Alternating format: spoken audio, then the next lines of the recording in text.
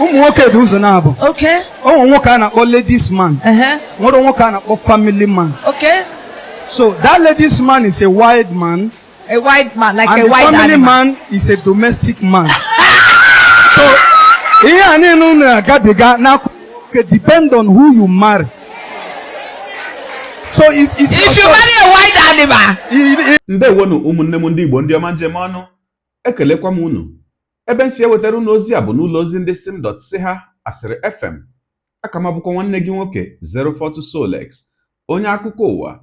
Ihe onyonyo nke a sikwa n'ụlọ ka otu nwanne anyị nwaanyị ahụ bụ onye ụkọchukwu bụ onye nke anyị buteburu unu ihe onyonyo ya ebe a n'izuụka gara aga ebe ọ nọ na-akụzi ụmụ agbọghọ ụmụnne anyị ụmụ nwaanyị ụdị agwa dị iche iche ha kwesịrị ị na-akpa maka ndị na-achọ di. Nke a wee bụrụ maka ụmụ nwoke a ị na-ahụ na ya bụ ihe onyonyo o kwuru ọtụtụ okwu dị iche iche dịka ọ na-akọwa ihe dị iche n'etiti nwoke ji nwaanyị ya na nwoke ji ezinụlọ dịka o siri wee sụọ ya n'olu bekee ọ sị the difference between a ladies man and a family man. Ọ sị na ladies man bụ nwoke ji nwaanyị bụ anụ ọhịa ma nwoke ji ezinụlọ bụ anụ ụlọ. Ogologo kwa dị mmanụ ka mgbede, ya mere ọ ga-aka mma bụrụ oche gị ahụ kpudobe nso ka anyị nyere anya na ya bụ ihe onyonyo ma nụ ka ya bụ nwoke si wee kọwaa ihe dị iche n'etiti nwoke ji nwaanyị ya na nwoke ji ezinụlọ. Ka m bịakwanụ. Okay. Ladies man. Family man. Okay. So that ladies man is a wild man. A white man, like and a white family animal. man is a domestic man. So depend on who you marry. So if you marry a white animal, that's how it works. If you marry a family man, it's easy. So 90% of what you do is your choice.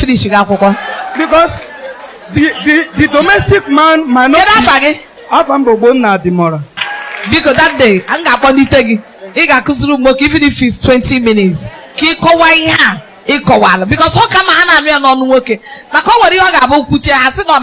Why? So go ahead and teach us. Okay. So the family men are mostly timid. They might not be what you want. Yes, sir. They are not what you want. They are not. You see these people are singing and have smart people. Family men are most people in the field that have the timid. You could check it.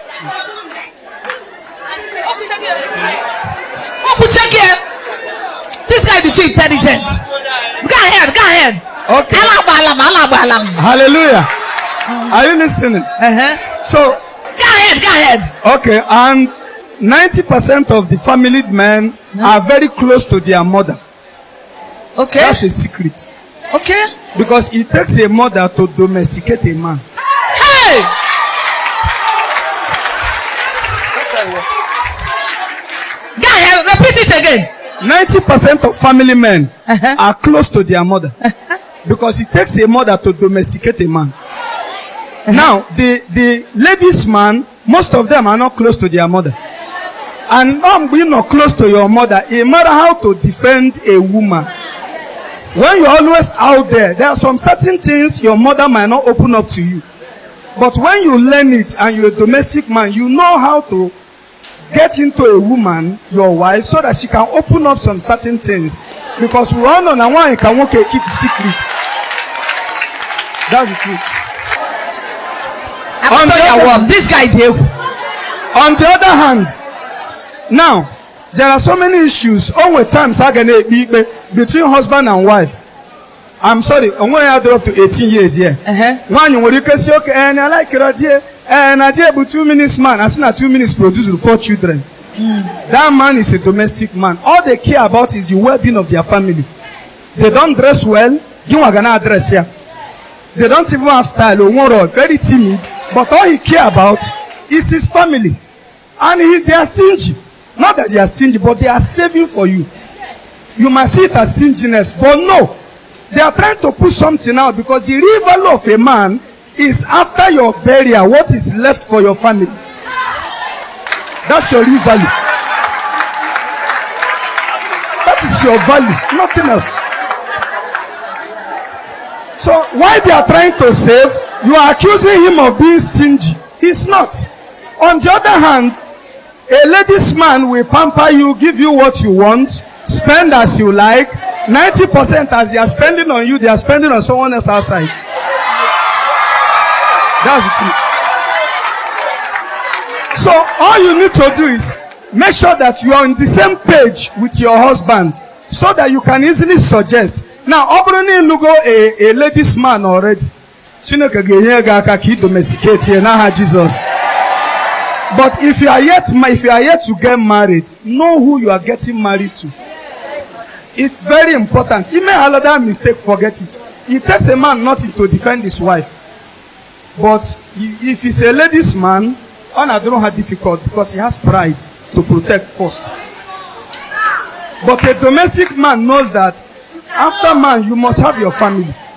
And your family is everything, because a time is coming as a man, he got retire. You know, a time that time all your behavior towards your wife and children,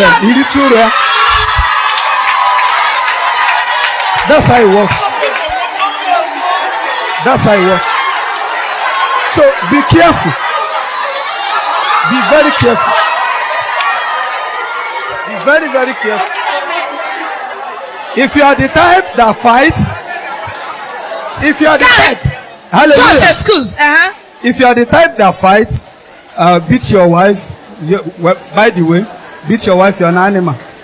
You beat her, you think the children don't see. 1 year by the way, old. between your wife is what? You are You're an animal. It doesn't. Let me tell you the truth. There are better ways of dealing with people. You think your children do not see. 1 year, 2 years, they are recalling it in their memory.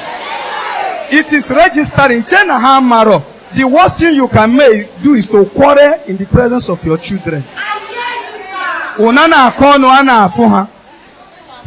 You should devise a better means of resolving issue. The moment you have registered, no, Papa with the bad person, you are finished. You are finished.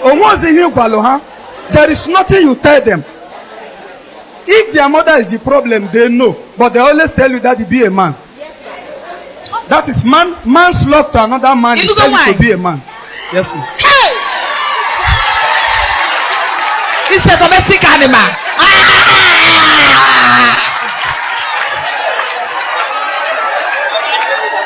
This man is a domestic animal. He's not a wild animal. Let's celebrate the Chineke at this song. Anytime you see anybody, don't let people down. Whenever you think you know it, you don't know anything. Because only in a look downward may be highly intelligent more than you. Look at what this man, anything to offer. But look at how this man control everybody with a 5 minutes word.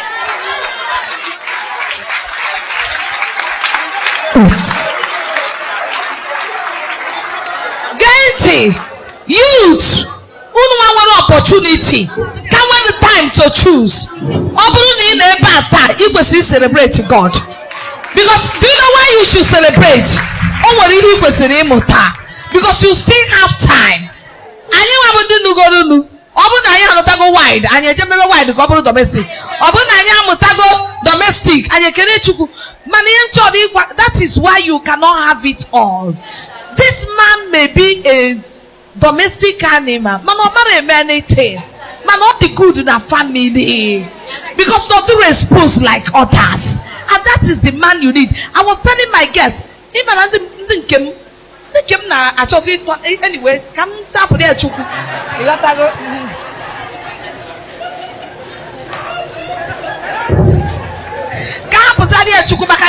Oh yeah, when I'm carry go 26, 27 years. Me, I don't sleep in the night. I'm not going to say, Namaro mo him better be here to my call Giris conque habited. Conahana roti. I call him myself. Marriage abu we have good nature. No carry quarrel. Now that I can speak English is above that. All carry, but I know how to talk in. Is above that. All carry quarrel. I have money. It's above money. Instead of ibanye, ege juno marimande happy. Marriage is above that. For young girls, it's not above the chotare guy man. No matter this man has said it all. Jidegi no jidegi na yams. Moronyo jiniro. Moronyo so jiniro. Is it not better? Ni notarity. Iemje kuro kwa maka young girls. Onye ga-eje party. Onye mini aga na-ese apple. Onye ga na-eje outing. Ga na-etake him to be a panel. O take it, go drop again no take onye ọzọ. Okay for this guy. Okuchania. Ihe na yogi bụ ụmụ agbọghọbịa. Don't choose a man maka ihe ahụ ị chọrọ. Choose a husband. Chọọ onye bụ di. Ya bụ na ihe m chọrọ na m afụbie. Mommy, oh, for mommy, I put an EM choro. The say no, I'm a good man. Mommy, even if you're a good man, I'll put an choro. Actually, I'm money and aga. Or the one here. He got with beauty, put on a man for beauty. Judge on the nudity. Get a walk a beauty, that was my beauty. Get a one, you don't see that beauty. Or now, I can't deceive you people. Or nobody got killed with it. Only the what you put on now. I ain't checking boss. Oh, God bless you. Gather more information that day. God bless you. Akwikirichala ya bụ ihe onyonyo maka ụfọdụ ụmụnna anyị bụ ndị bịara dewere m ihe mana ngalaba okwu mana ọkwa ozi bụ both on comment section and on my inbox mgbe anyị wepụtaburu ihe onyonyo nke izuụka gara aga nke sikwa n'ụlọ ụka. Ụfọdụ na-ajụ m kedu aha ya bụ nwaanyị, ụfọdụ na-ajụ m kedu aha ụlọ ụka ya, ebe ndị nke ọzọ na-ajụkwanụ m kedu ebe ya bụ ụlọ ụka na-anọ na ha chọrọ ije. Nke bụ eziokwu bụ na anụrụ m na ya bụ ụlọ ụka nọ na steeti Enugu mana amaghị m mpaghara steeti Enugu ya bụ ụlọ ụka nọ. Site na nchọpụta nke m mekwaranụ wee na-achọpụta na ihe eji mara ya bụ nwanne anyị nwaanyị bụ Sista Nkemdele, ma aha ụlọ ụka ya dịka m si wee hụ n'iru akwụkwọ na peji ha bụ Jesus Never Fails Prayer Ministry. Ọ dị ka m kpọtara ya Jesus Never Fails Prayer Ministry maka ọtụtụ n'ime unu si m nchọwara ha ya bụ aha maka ndị oziọma ya bụ nwaanyị na-amasị, ndị na-ahụ nkụzi ya n'anya ka unu mara ebe unu ga-achọje ya bụ peji makwa na ka unu mara ebe unu ga-anọ wee nweta ya bụ nwaanyị. Ọ wee bụrụ maka ya gị onye ụwa onye na-egere akụkọ ụwa m, ịmarala na etu anyị si eme ya, deere anyị ebumnuche gị otu si wee hụ ya bụ ihe nke ikiriri ugbu a na ngalaba okwu ka anyị mara uche gị n'ihi n'uche onye adịghị ya njọ.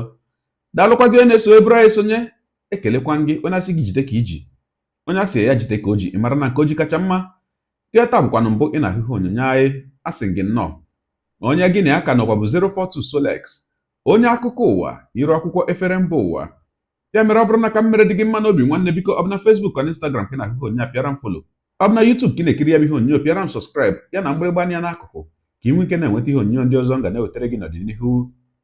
Ọ bụ na Twitter ka ị hụrụ ya bụ ihe onyonyo pịara m follow, ọ bụ na TikTok itikere m follow ma atọ ọkụma. Igbo ndị ọma njem ọnụ, Igbo mụrụ nze mụọ ọzọ, ekelekwa m unu wee na-asị na ọ ga na-adịrị unu niile mma o ise. Ngwa tụsawara m ihe onyonyo a na-atụsara m ya bụ ihe onyonyo na apịrị maka na share button ya mara gị mma onye nke m. Udo dịrị unu.